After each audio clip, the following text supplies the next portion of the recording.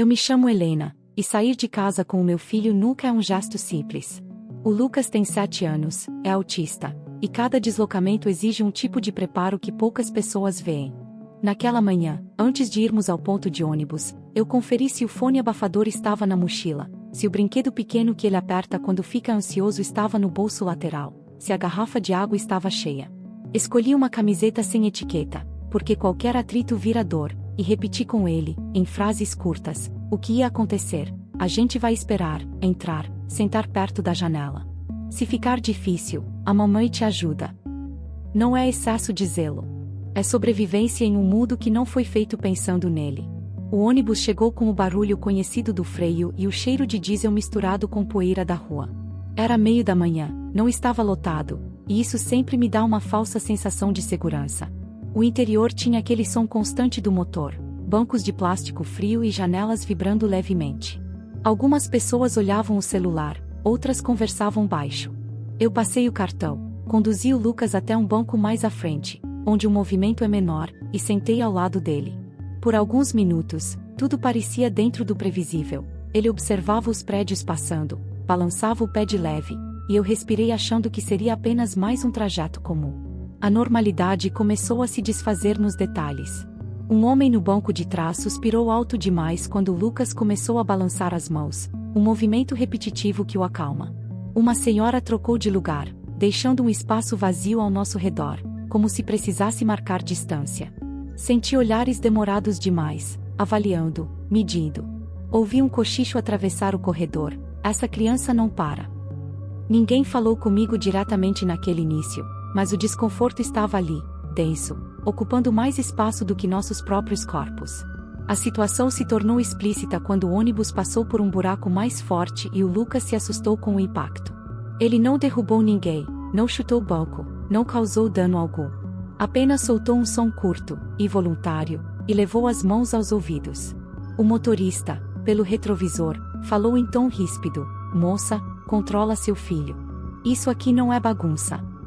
Algumas pessoas concordaram com a cabeça, e um homem mais à frente completou: "Se não sabe andar de ônibus, fica em casa."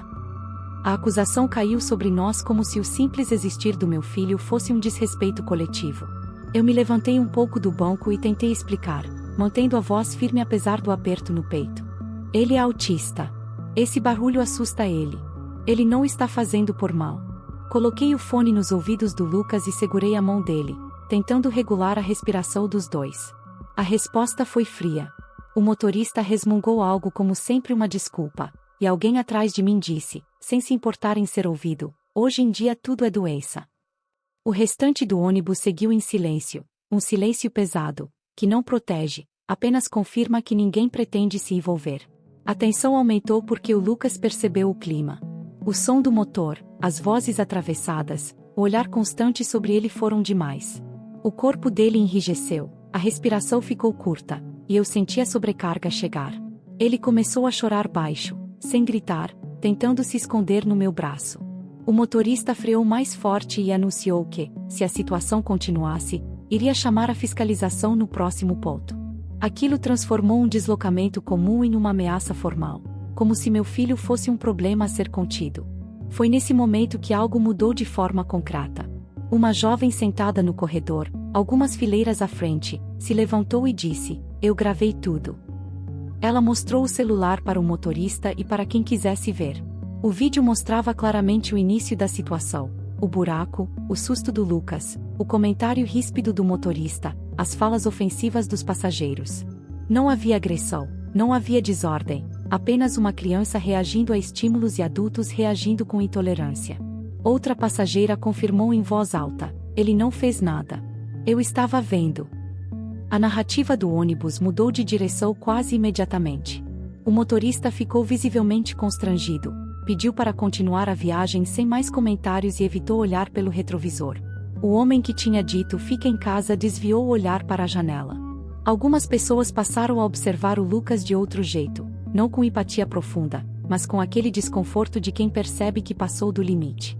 A jovem guardou o celular e sentou de novo, e o silêncio que se seguiu já não era acusatório. Era um silêncio de reconhecimento tardio.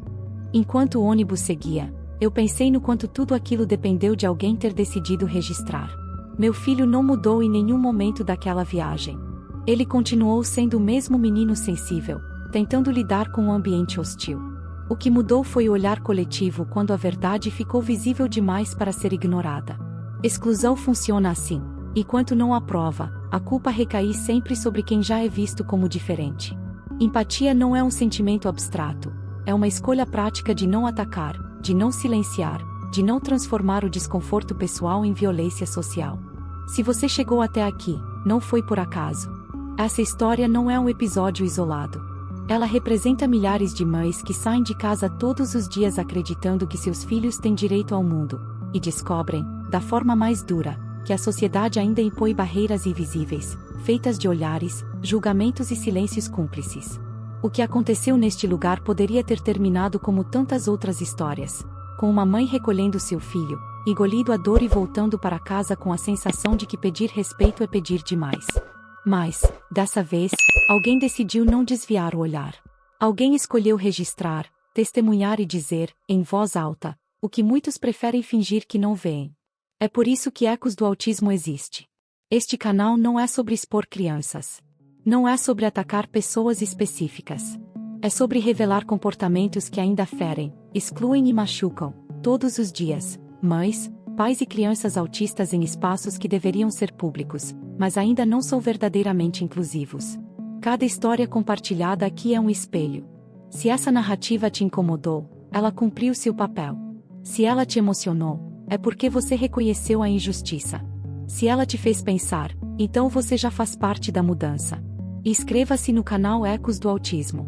Curta, compartilhe, comente. Porque inclusão não é favor. Empatia não é opcional. E o silêncio nunca deve vencer. Ecos do Autismo. Onde a verdade encontra voz.